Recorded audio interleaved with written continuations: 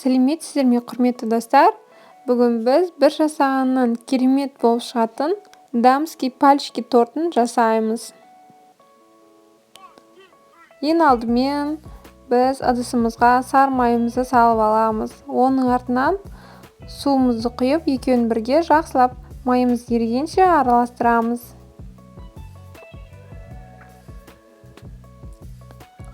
Майымыз жақсылап ерігеннен кейін бірден ұнымызды салып қамыр илейміз.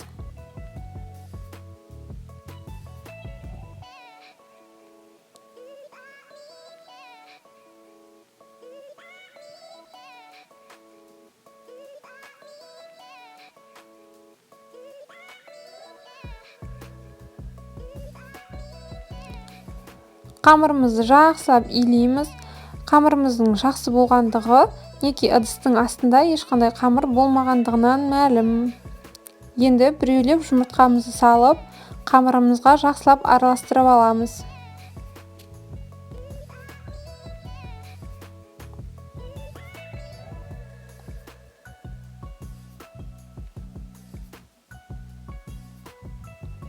Жұмыртқаның бәрін бірден салуға болмайды, тек бір-бірден салып араластырамыз.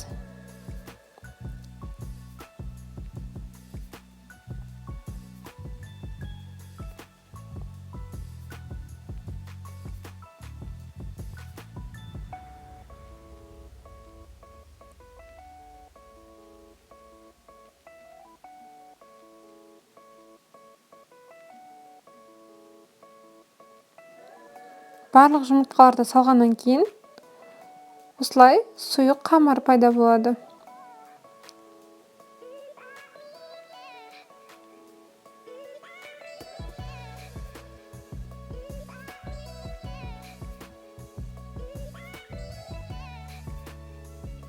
Бұл қамырымызды жақсылап барлығын бір қалыпты етіп араластырамыз.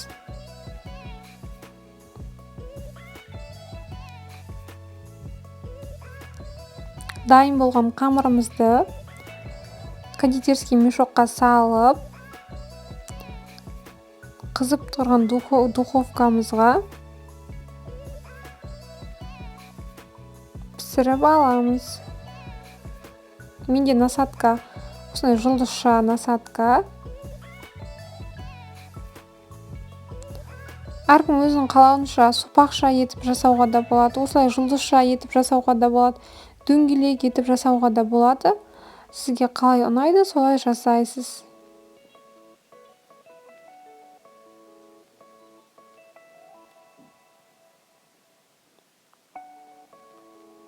Міндетті түрде қызып тұрған печкаға салуымыз керек. Бізде мынау эклер дейміз. Эклерлеріміздің бәрі дайын. Қараңыздаршы, қандай жұмсақ, керемет болып шыққан. Енді кремін дайындаймыз. Біз сливкемізді құйып алып, жақсылап миксерлейміз. Шекерімізді және сметанамызды салып, бізде сметана міндетті түрде 20% сметана болу керек.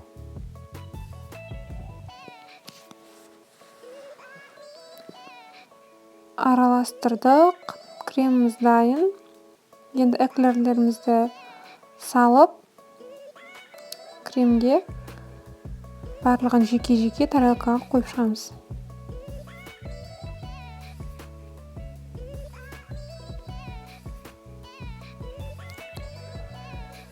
Барлығын осылай қоямыз. Әркім өзінің қалауынша сәндеуге болады. Шоколадпен сәндеуге болады. Шоколад үкіштен өткізуге болады. Немесе жаңғақты үгітіп бетіне сепсеңіздер де болады. Өте керемет торт. Міндетті түрде жасап көрлеріңізге кеңес беремін.